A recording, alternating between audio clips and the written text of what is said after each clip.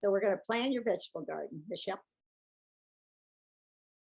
So there are a number of things to consider. One of the first things to consider is garden locations. Most crops require 6 to 8 hours minimum of sunlight to be successful.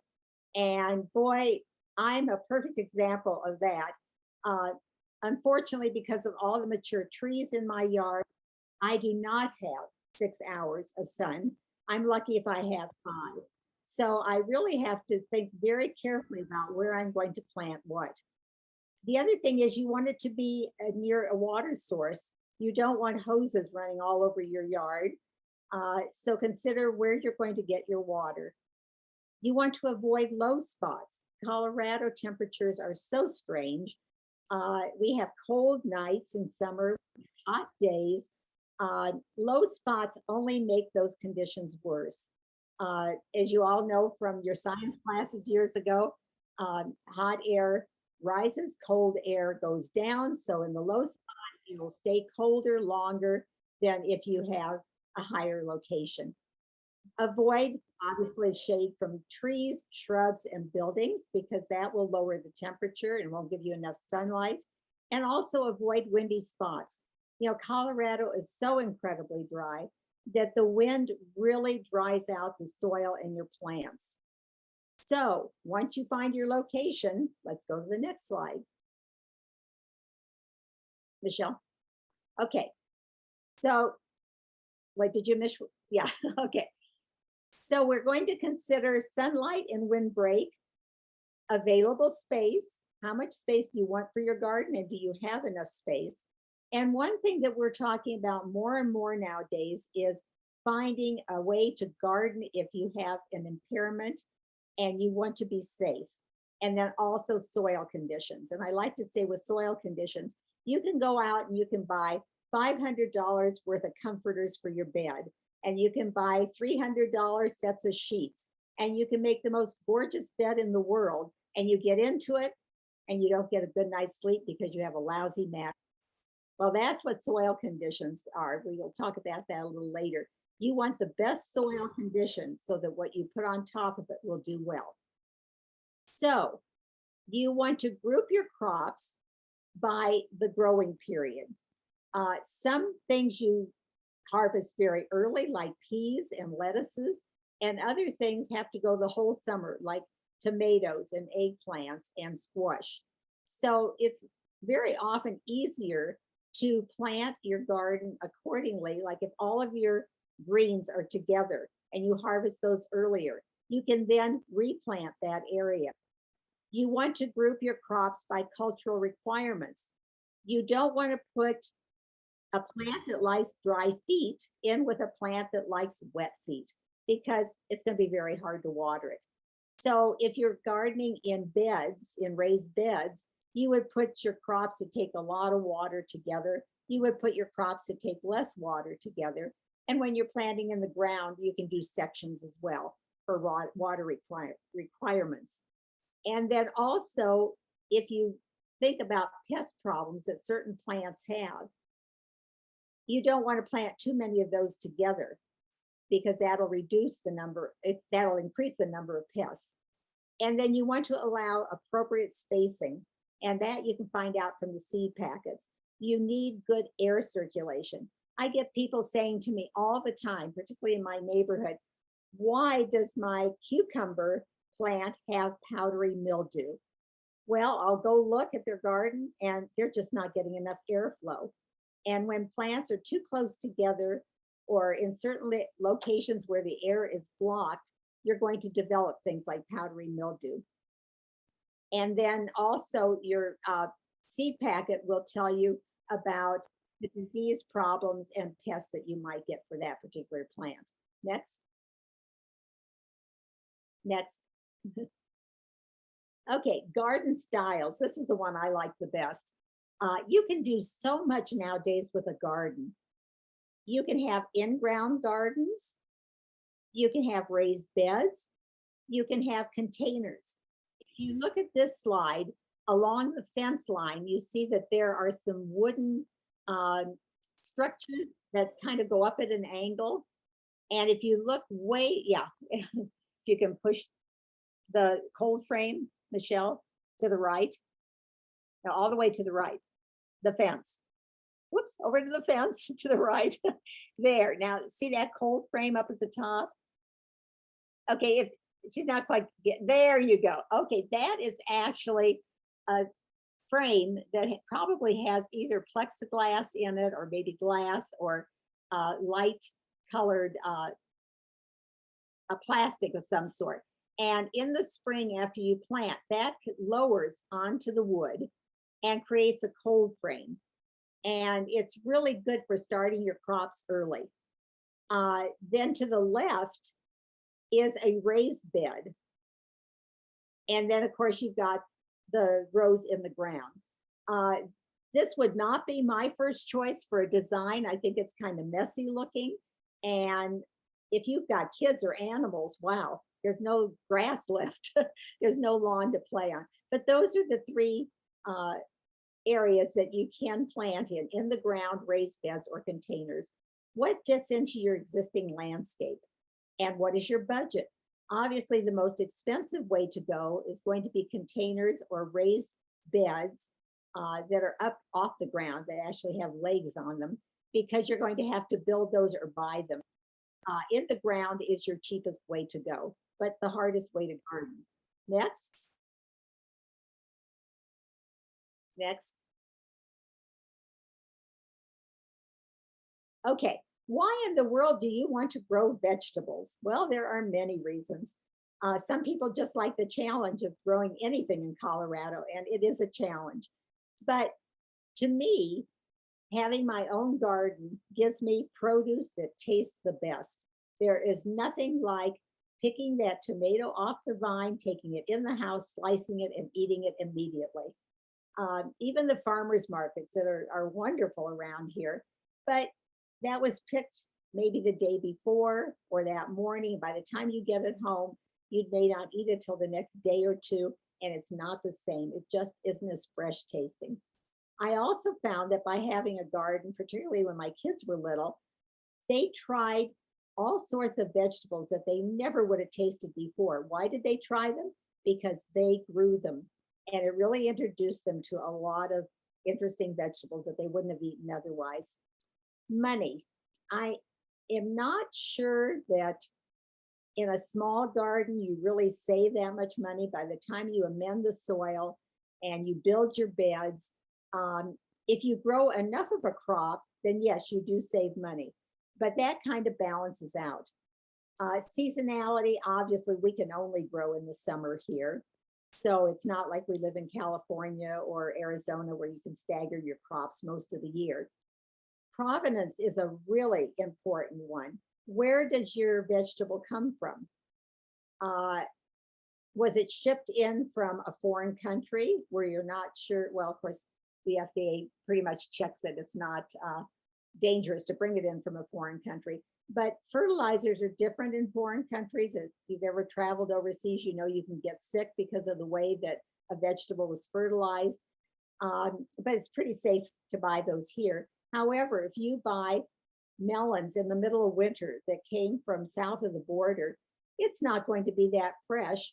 And almost all imported vegetables and fruits are picked before they're truly ripe.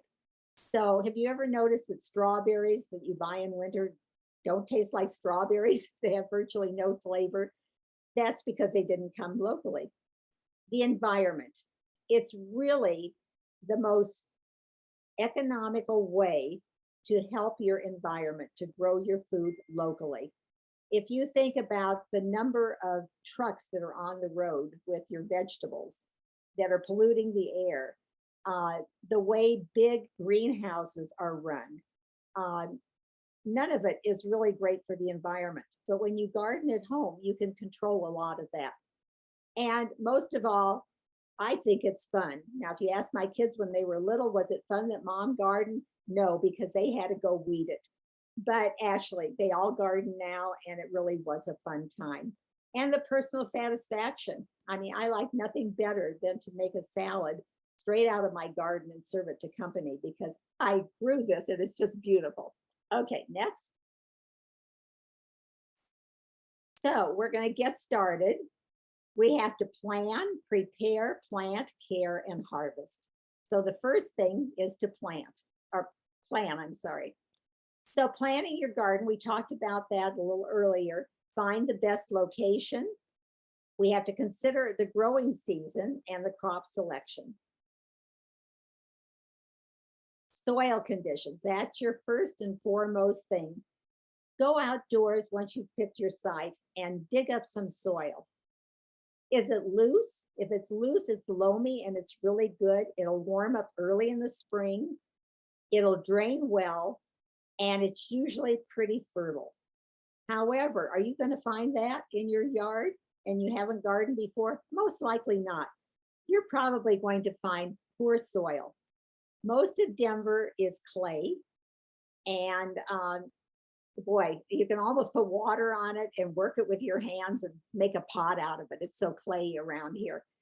However, if you're lucky enough to live like in the Cherry Creek riverbed area, you may have sandy soil. Is that perfect? No, it has problems too, but I think it's easier to amend sand than it is clay.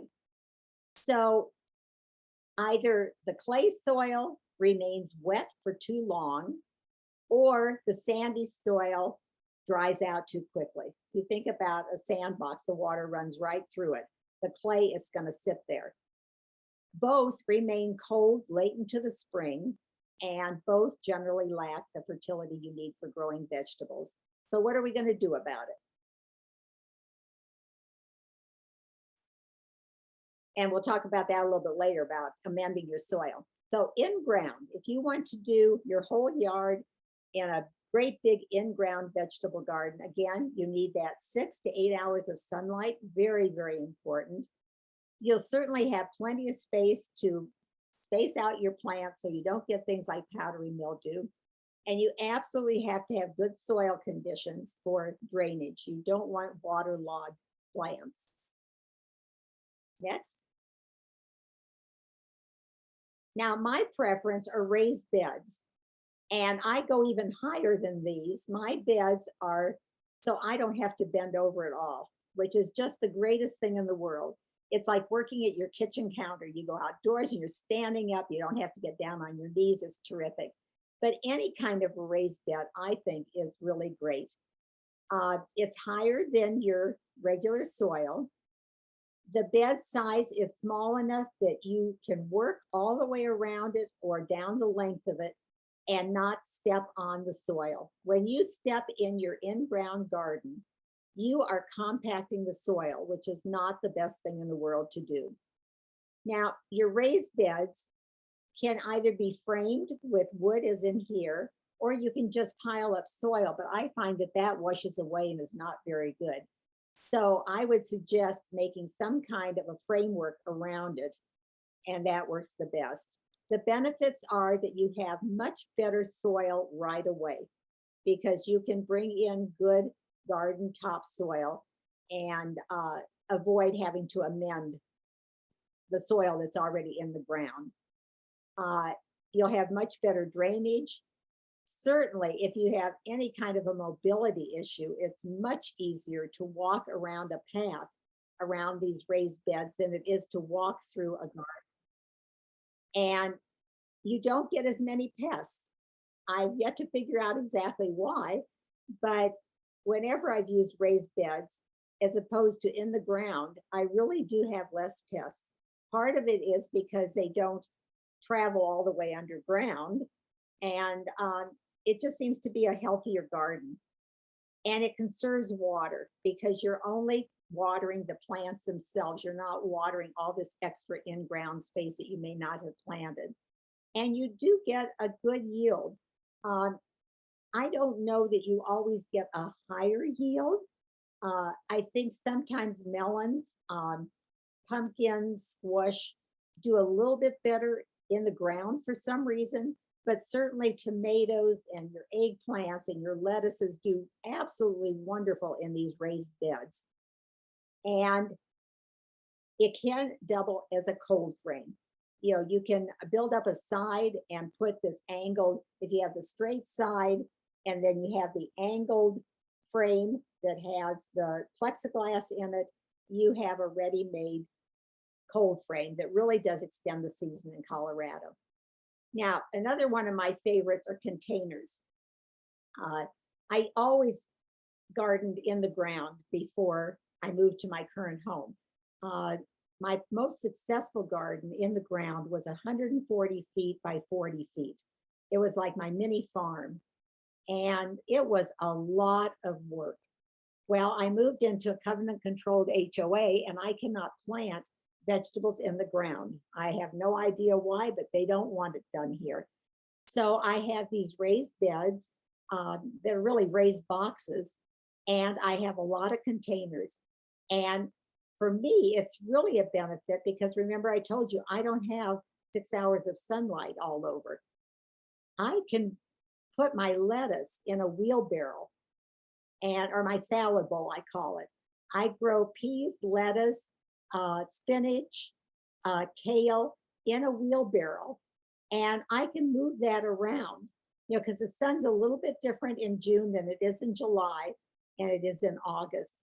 So by being in a portable thing like a wheelbarrow, I can seek the sun. I'm not confined to that in-ground space. It's a very good option if you have very limited space. If you plant tomatoes in the ground and space them out, it takes quite a bit of space. But if you've got 3 or 4 containers like you see in this picture, you can grow quite a crop of tomatoes. It's great if you're in a wheelchair or if you have any kind of impaired mobility, because you can put these up on tables. You can put them near your door so you don't have to walk very far, and very portable, which is great. And again, you have better pest control and less pests in a container than you do in the ground. And it's wonderful to add color to a drab corner of your house or near the garage, wherever. It adds beautiful color. And it's a very good, quick way to introduce your children to gardening, because it's much easier to take care of one large planter than it is a great big space in the ground. The drawbacks, sometimes the production of vegetables can be a little harder than growing flowers, and you do have to fertilize frequently because the water is constantly running out the bottom, because you have to have good drainage in these containers or you end up with soggy roots. So the nutrients go out with the water. So you have to fertilize continually with this. Next.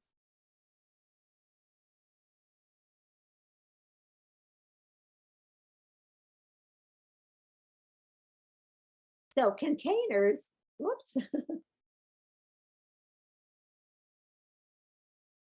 My computer's not being helpful today, Lois. I'm sorry. Did I skip 2 of them? It's like I press the button and there's such a delay. Can you go back the 2 slides? That's what I'm trying to do, and it's not. Oh, you're going forward. Okay. Yeah. Okay. There we are. It's that one, right? One more. Can you go back one more? Yes. Okay. There. Okay. Sorry. So in this picture to the right, the raised beds, that's what I garden in. And it is so easy and so successful that my daughter had her husband build her 3 very long ones. And she says she's never gardening in the ground again. She doesn't want to get down on her hands and knees. This, I cannot tell you how wonderful it is to have these raised beds. So your containers can be really anything: plastic, ceramic, clay pots, wooden or metal boxes. You can use almost anything. I've seen people grow a tomato plant in like a tire, where you take the tire and you line it and you put the soil in there. You see it in old milk containers off of farms, horse troughs. The only thing you have to watch with container gardening is you must have good drainage. So if you buy a pot, a metal container, if you build a wooden one, you have to have drainage holes in the bottom. Let me just caution you, if you're a do-it-yourselfer and you want to build the raised beds that you see at the top to the right, The best way to put the bottom in that is to use hardware cloth. If you put a piece of plywood across the bottom and drill holes in that, I guarantee you it will rot out in 3 to 4 years. So put in some good sturdy hardware cloth with some wood supports to hold that in place, and you'll have marvelous drainage. It's really good. Consider the weight and the size. Obviously, the larger your container, the harder it is to move it. If you have a great big container for, say, a tomato plant, and maybe it's 3 feet high, you only need 12 inches for the roots. So you can fill the bottom of that container with popcorn from packaging. The only thing is you want to test that popcorn first in a glass of water to make sure that it's not the ones that dissolve in water. And so far I found that all the ones I've tested do not dissolve in water. And I fill up maybe half the container with that. I put a piece of landscape cloth on top of the popcorn so that I don't lose the soil, and it lightens up the container. Okay, so Colorado. If you've lived here for very long, you know our weather is incredibly unpredictable. Along the Front Range, the last frost can happen as late as May 31st. Darn, I'm from the Midwest and I always planted on Mother's Day. I just don't understand the weather here. But if you really want to be very, very careful, don't plant till the 31st. However, I find if I wait that late, a lot of things don't mature because our first frost in the fall can be October 2nd. And sometimes we even have snow in September. So cold frames, walls of water that are plastic covers for your plants. You can make your own covers out of plastic milk bottles. There are all sorts of ways to protect those young plants from freezing early if you plant around Mother's Day. But the safest way is to wait. Okay, so you've got two kinds of crops. You have the cool season vegetables and the warm season vegetables. And we're going to talk about varieties that are best for containers. So let's talk about weather first. I have found that the best investment I ever made in terms of gardening is an outdoor soil thermometer. They're not expensive. You can pick them up at the garden stores. I don't know if the big box stores have them or not, but certainly any of your garden centers do. And I start going out in April and sticking that thermometer into the soil. And as soon as the daytime temperature is above 40 to 50 degrees, I start planting my cool season crops. And what are those? Broccoli, cabbage, kohlrabi, onions, lettuce, peas, radishes, spinach. If you wait a little bit longer until it's closer to 50 degrees, then you can add your beets, carrots, cauliflowers, parsnips, potatoes, Swiss chard. It's just so important to make sure that you're putting those seeds into soil that's above 40 or 50 degrees, because I guarantee you those seeds are not going to germinate if it's colder. And usually these planting times are, for the very hardy ones, 2 to 4 weeks before average spring temperatures of frost. And for the semi-hardy, it's usually 0 to 2 weeks before the average spring frost, so like mid-May. However, I do find that with the raised beds that I have, I can get my peas and lettuces into the ground usually about the 1st of May. So then for the other crops, you really need to wait until it warms up. So when the soil is better than 60 degrees, higher than 60 degrees, you can start putting in your beans, corn, cucumbers, summer squash, things of that nature, because they're not very tolerant of frost. And the very tender vegetables like eggplant, melons, peppers, pumpkins, tomatoes, winter squash, you really need to wait until you have at least a week of over 60-degree temperatures. And this is where things like walls of water, which is basically a circle of plastic, and you put that around your tomato plant or your pepper plant, and you fill it with water. and the sun heats up the water during the day and keeps your soil hotter at night. So getting back to the containers, I think it's really important that you look for bush, patio, dwarf, or compact plants. And the cool ones, season ones that you see listed here, do come in those sorts of varieties, and the warm ones also come in those varieties. This past summer, at one of the big box stores, I bought a bush tomato plant. And that's all it said. I don't have a clue what kind of a tomato plant I grew, but the tomatoes were fantastic, and it was the best crop of tomatoes I've ever had. And it was just called bush. It was very compact and prolific as all get out. So try to look for bush, patio, dwarf, or compact. And things like the patio tomatoes, like sweet 100s, you just can pick those all summer long. They do phenomenally well in containers. Okay, next. Okay, now we're at preparing the garden soil. This is our least favorite thing to do, but the most important. So you're going to create the garden space. You're going to talk about layout, and then the most important, amending and fertilizing your soil. So we'll go over each step now. Tips for preparing an in-ground garden. Select an open space, as we said earlier, with plenty of sunlight, good drainage, and close to a water supply. So you want to remove all the weeds and existing plants. So if you have never gardened in your yard before and the whole yard is in sod, you're going to have to dig up that sod. And chances are, if it's been sod that's been growing a long time, you may have better soil than if nothing has grown there at all. So you want to loosen the soil, and the best way to do that is to start digging 10 to 12 inches down and just turn it.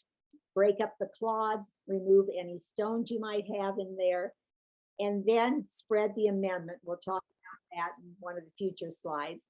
And you have to mix that into the existing soil. So there's a technique called double digging, where you dig up your soil first and just kind of leave it loose, put in your amendments, and then re-dig and incorporate that all really well. And then add fertilizer. And then you want to level the whole thing out by raking it so that it's nice and smooth. Next.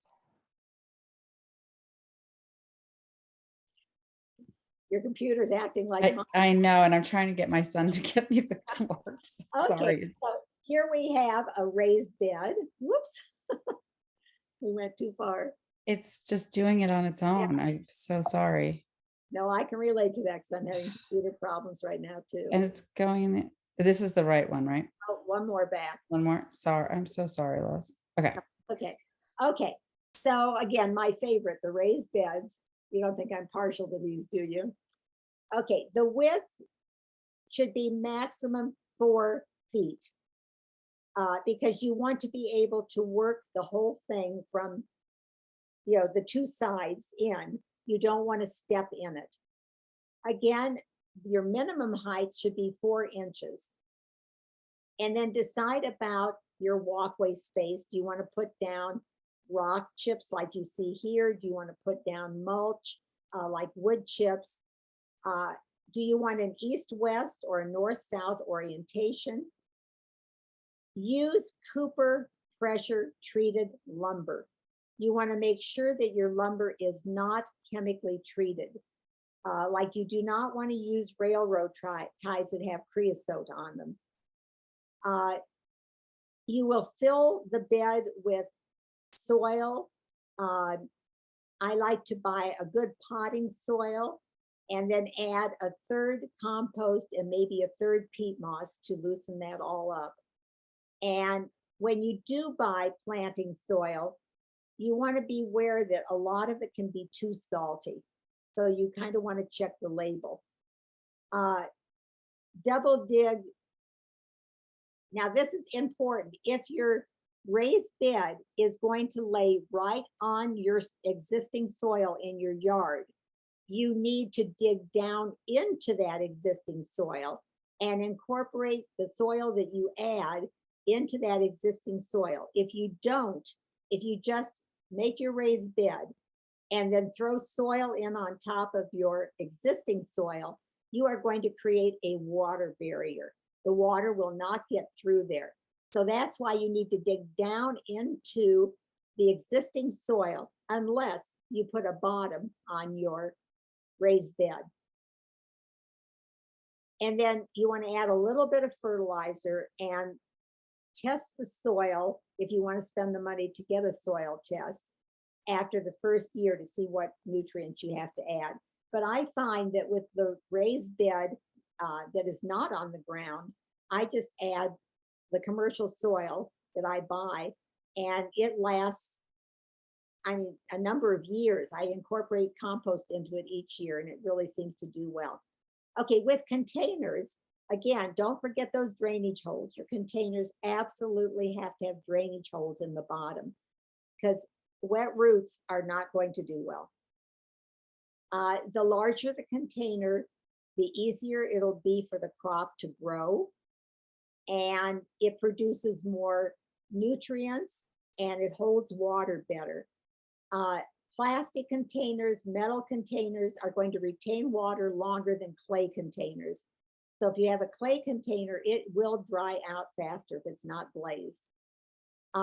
For containers, you should use potting soil and make sure that it's free of disease, organisms, insects, and weeds. And usually when you buy the bag potting soil, it's sterilized. It should be porous enough to hold water. And you will notice when you open a bag of potting soil, you'll see those little white specks in it. And that is like perlite or vermiculite that helps retain water. Do not, absolutely do not put garden soil, native soil into a container. It's too heavy. It's not well amended, and you will not get good results. In a container, you need potting soil.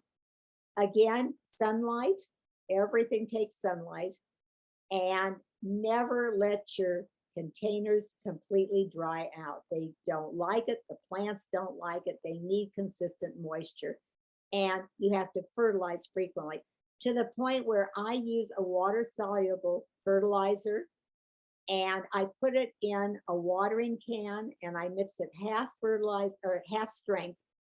So if it says, well, just an example, 3 tablespoons to a gallon of water, I don't know that that's right, but you would do half of that. You would do 1.5. And I put that on my crops once a week because those containers leach out nutrients. Okay, garden layouts. We talked about layout a little bit earlier. I love this picture because look how pretty that is. You've got your raised beds, and then you've got, you know, an L-shaped one, you've got a square one, and all that pretty walking area between. It just really makes your yard look attractive. There are numerous, there are probably thousands of ways to design these container and raised bed gardens. So be creative. And then here, measure and write down the dimensions of your growing space. And then what you want to do now, because you may want to buy seeds through a catalog, you'll eventually go to the garden store to buy your transplants. You should know the final dimensions of that plant, and it'll be given on the seed packet or the little label in the little transplant that you're buying. Get a piece of grass paper and lay it all out. And as you can see on this diagram, they have one little square for peas, another for parsley, tomatoes, etc. You want to, you know, just graph all that out. In the picture below, you can see that the tallest crops, like your pole beans, your tomatoes that grow quite tall, are in the back, but your lettuces and your short little plants would be in front so that your fence doesn't block the sunlight. And just get creative. Plant what you like to eat. You might want to experiment with a thing or two, but you're going to enjoy your garden the most if you grow what you like to eat. Okay, so block style layout increases the yield of your crops. It's a very nice compact design. You don't have to weed much. It's ideal for raised beds, and it eliminates unnecessary walkways by planting your vegetables in rectangular shaped blocks instead of long single rows. And it looks pretty, you know, when it grows. You can see in these pictures that there are numerous crops in each one of these raised beds, and it really adds for a pretty interesting garden. And here are some more examples. The plants are on the left, but the actual raised beds are on the right. So you can see the one at the top is 2 feet by 20 feet. So 2 feet across, you can get one tomato plant. You can put 10 across with the cages, and it's only 1 deep. It's not 2 or 3 plants deep because you only have 2 feet. So that works really well. The next one, you have different things in there, and then you've got walkways between each one of this. So a design like this would probably go across the side or the back of your yard. Your walkway should be about 18 to 24 inches wide so that you can get through and maybe push a small wheelbarrow or something. After your plants start to grow, it really is nice to mulch them. I find that I have very few weeds in my raised containers, but if it's a smaller or lower container to the ground, you may get more weeds. So if you mulch with dry grass clippings, or sometimes I even use dry compost and just put a layer on the top, and it does keep the weeds down. If you're going to use grass clippings, which I think are terrific, they cannot have been from yards that are sprayed for pesticides or insecticides. Those will hurt your vegetables. So if you are taking care of your own yard and you're not spraying, grass clippings are perfect. If you have a lawn service come in, chances are they've sprayed, and I don't think I would use those. And again, for your raised beds and your containers, it does help keep the water in, but it's not as necessary as it is for your in-ground gardens. In-ground, you really want to lay down possibly some newspaper and then put your grass clippings on top of that to keep the weeds down. Some people have used black plastic. That's not always the best, because if we have a real hot summer, it's going to make the area too hot and could burn your plants. So if you're going to use black plastic, you may want to do it so that you can lift it when it gets really hot outdoors. Again, with this block style layout and these beds, it may need extra watering and that light fertilization continually. And don't crowd too much into each container, because you don't want disease problems. And you get disease problems by not having good air circulation. Tomatoes are best planted in one single row, which is what I do. Beans and peas are easier to pick in a single or double row rather than in block style, just because they need space. You kind of have to push them out so you can see everything. Now, amending soil and fertilizing is really the most important, because I guarantee you, we probably have poor soil no matter where you go in the Denver area. Next. Okay, so soil testing. If you're really an avid gardener and you want to know exactly what to put into your soil for amendments, I highly recommend that you get a soil test. And you would go to the website that's listed here, the https://AGSCI.colostate.edu/soil testing lab/. The labs were closed for a while during COVID. They have now reopened. However, you can no longer go through your extension office. You need to fill out the form that's available online at that address, and you need to They'll tell you exactly how to get your soil sample and mail it in. And it's about $35. The $35 test will give you all the information you need to know. So a soil amendment is any material that's added to the soil that helps improve its physical properties. It helps with water retention, permeability, and infiltration. And it helps with drainage, aeration, and structure. The goal is to provide a better environment for your plant roots, because the whole thing with growing vegetables relies on those roots. And it's not the same as mulch. Mulch is something that you put on top, and it's for water retention on top, and it's for beauty. It's for looks. It does not amend the soil. And therefore, two different things. It's organic amendments and they're inorganic amendments. Okay. And then plants need nutrients, just like we need vitamins and nutrients. And healthy plants need nitrogen, phosphorus, potassium. You can buy manufactured fertilizers or natural, like compost. Manure is a natural. However, you have to be very careful if you bring manure in from farms that has not been aged, because it'll be very high in salt. And if it hasn't been composted, if it hasn't sat for a year, it can burn out your vegetables. Most of your commercial fertilizers have uniform labeling. So the first number that you'll see on the package, that on this package is shown here, is a 10. This is 10, 10, 10. It's a well balanced.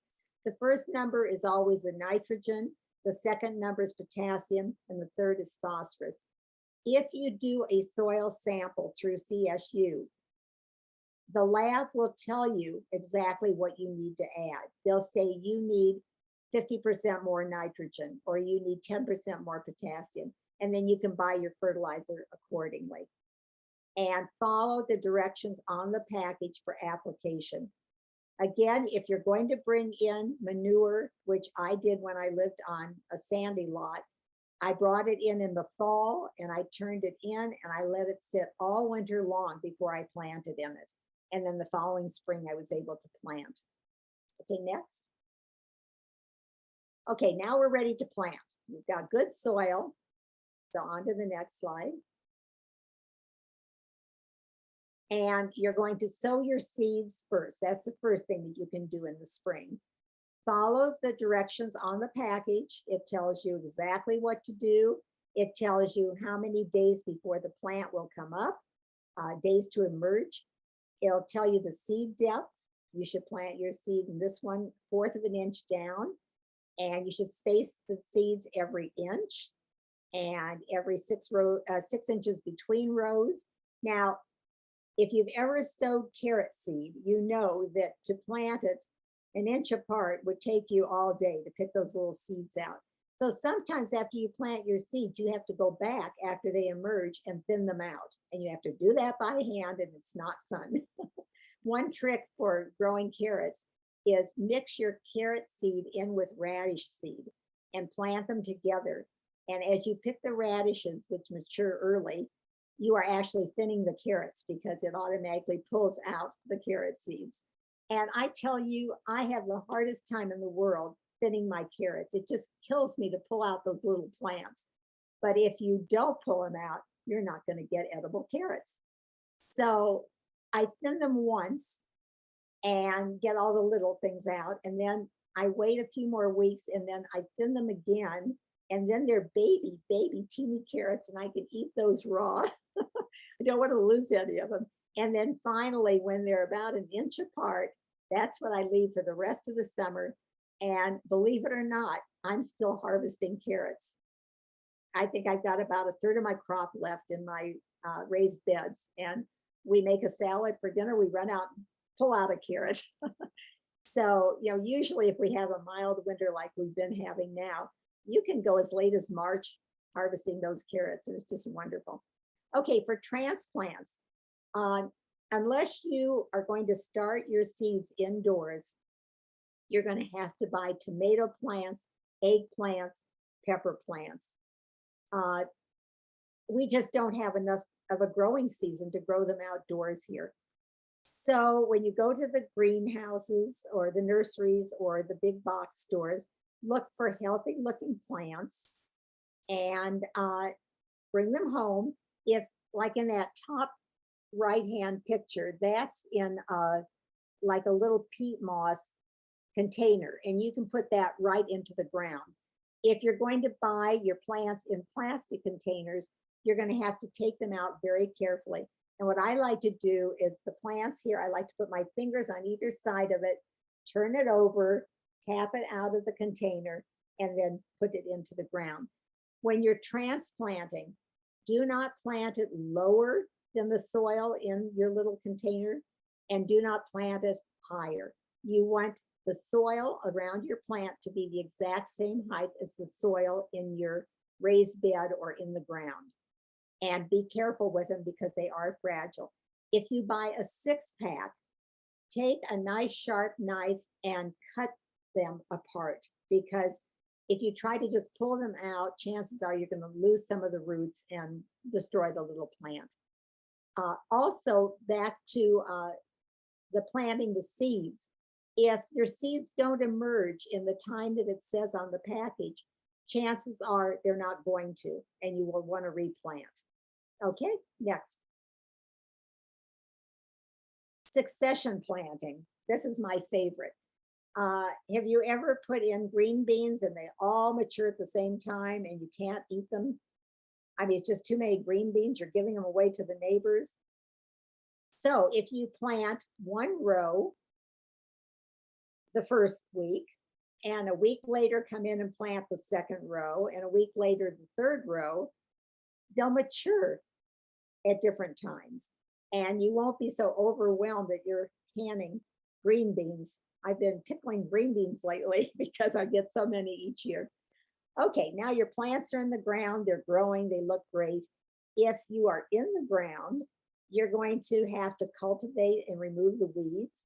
A hoe like you see here is a good little instrument to do that. You want to watch, particularly in ground, you want to watch for little holes in your plants. That means some little insect is eating it. You want to watch for spots. You want to watch for a mildew look, a powdery mildew look. All those are indications that you have insects or disease. And then, of course, as I said earlier, if you planted too close, prune, prune, prune. And watering is really the key. And I don't know if we missed the slide on, oh, here we go, watering. Let's say, where was that? So there are many options for irrigating. A watering can. I wouldn't want to water 140 feet by 40 feet with a watering can. But certainly for containers, it really works. A garden hose with an attachment. Oh, do I really want to drag that garden hose out every day for a big garden? I'm not so sure I want to do that. There are overhead sprinklers that are very effective, but many plants don't like to have wet leaves. So a soaker hose is really a good option, and drip irrigation is even a better option. The problem I have with drip irrigation is that it goes directly to each plant, and it might be under mulch, and you don't always know if it's working correctly. Drip irrigation can clog very easily. So you have to be careful with that. But you absolutely have to have an easy water supply or you're not going to do it. So putting it on an irrigation system, if you can afford to do that, is absolutely the best way. I even have the irrigation system into my containers and my raised beds. Now, finally, it's maybe July, August, and you're ready to harvest. Oh, wait. Peas harvest and lettuce harvest usually in June. You can do that even earlier. So timing is really the key. There's kind of a fine balance between larger yields versus maximum flavor. The more you pick the vegetables off your plants, such as eggplants, peppers, tomatoes, the more it produces. But if you pick any of those too early, they're going to lose flavor. So you just really need to learn what you're planting and when to harvest it best. Different varieties harvest differently. And if you get too much, you can always donate it to food pantries. Next. Okay, so your, whoops, it is the cob and pod vegetables. You want to harvest those exactly on time. If you let your corn go too long, and by the way, corn does not do well in raised beds. That's one crop that you really need to do in the ground. But if you wait too long, you're going to lose the good sugar flavor. Peas, if you let your peas go too long, they're going to get hard. Green beans, if you wait too long, you're not going to get a big yield. So particularly with snow peas that I love, you know, the edible snow pods or pea pods, I like to harvest those before I can feel any of the peas inside because they lose their flavor once the peas develop. If you're growing regular peas, then you want it to go a little bit longer so that those seeds are inside, are bigger. Green beans, I like to get when they're pretty young. I don't want stringy beans. So you kind of have to play around with what you like. And again, the maturity will be on the seed packet and kind of follow that because it really is good information. Next. Okay, cucumbers. Again, I like to get them when they're smaller. I think they're more flavorful. Oh my gosh, have you ever grown zucchini and you end up with a zucchini like this? It's only good for zucchini bread or to grate it because you can't saute it at that point. So your zucchinis you want to catch early, and boy, you want to catch them early. If you don't watch your zucchini every day, you'll have monsters 2 days later. They really grow fast. So with those, you want to harvest often and thoroughly. Your winter squash and your pumpkins, obviously you don't want to do those when they're little because you want them to get nice and big. So those go all the way into the fall. And melons need to be fully ripe. So you want to wait until they're the right color. Tomatoes, they're always best if you let them ripen on the vine. I don't know if any of you have had this problem, but the last couple of years, someone has trained the squirrels to eat tomatoes the day before you want to pick them. And I wouldn't mind so much if they weren't wasteful, if they ate the whole darn tomato, but they don't. They take one bite out of each of my tomatoes and then they carry it over to my flower gardens. And next summer, I find I'm growing tomatoes in my flower gardens, but they're no longer hybrid and they're horrible and I have to pull them out. So I've gotten to the point where when my tomatoes start showing that they're ripening, I cover the whole plant with fruit tree netting. It's a pain in the neck. It's hard to harvest under that fruit tree netting, but the squirrels can't get it. And I do the same with my strawberries from the very beginning, or I don't get any strawberries because the birds eat them. So you kind of have to know what your critters like to eat. If you want to speed up the ripening process, once your tomatoes start turning the nice yellow or the nice red or the nice purplish color, hold back on the watering. And this is a good reason why your tomatoes should be planted separate from crops that need consistent watering, because you do want to taper off the water when it starts getting to the ripening point. And when frost threatens, you either have to cover them or pick them and let them ripen indoors, and they're never as good as if they're ripened on the vine. Another good advantage of your raised beds is that you can buy metal stakes to put in them that are hoop shaped, they're U-shaped, and you put those from one end of your bed to the other across the narrow part, and then you cover it with